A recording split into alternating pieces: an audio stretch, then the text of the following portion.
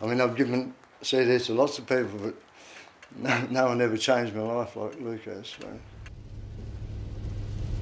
I was down in a part of the world I'd never been before, in Bridgetown, playing the blues festival. And as I was driving, just about to get onto the highway, I saw this sort of leather-clad figure walking along the side of the road, and I thought he's obviously going into Bridgetown, so why don't I stop and give him a lift? And Leon just started talking about recording this album. As we were pulling up, he pulled out a CD. As soon as I heard the guitar, I'm like, oh, this is really strong guitar. And so instantly I turned it up and I'm like, oh, this is interesting. And then the voice comes in. Well, out here in the summertime, and I was hooked. out here in the summertime, there's fires that burn. 3 days later, I got a phone call from him telling me that he really liked the music. So I put the music up on my Bandcamp page, which is where I have most of my albums. And after about 6 months, particularly the first track on the album, Devil's on the Loose, has become my #1 downloaded track. I started out in Perth, I suppose 1972, would have been the first band that me and my brother, who was a drummer, put together.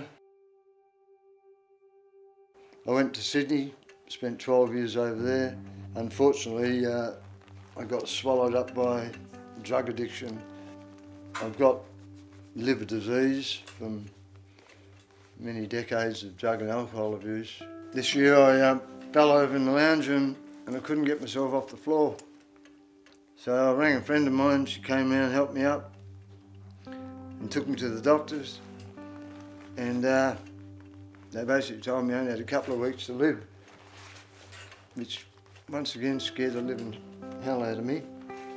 Within a week of that, I started medication and liver detoxing and all kinds of things, stopped drinking, started eating food, got a sudden burst of energy, wrote my Anzac tribute.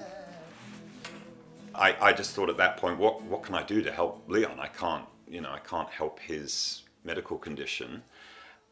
He told me that his recorder that he was using was bust. I wrote one album, I thought it was probably the best album I'd ever written, and we had a power outage, and because that machine doesn't have an on-off switch anymore, I didn't realise at the time, when the power went off, it just wiped the whole album off. And I had no recollection of the songs at all. Again, I just saw, well, a really easy thing I can do is get another recorder for him. And that's what I did. One day it turned up in the post office. I literally ran all the way home with it, plugged it in, wrote a song immediately called Love Is Gonna Come, because that's what just happened. The reason Grindhowl Screech has resonated with so many people is that the music is just so honest and raw and authentic. I couldn't believe that no one else had heard it, that, you know, I had the opportunity to share it with people. These songs were written because they had something to say, and I just wanted people to hear them. As long as I live, I'm going to be smashing albums out and bothering Luke 2, 3, 4 times a year if I have my way. I've got a purpose now, so I know what I'm doing for the first time in my life, probably. The first time ever. It feels good.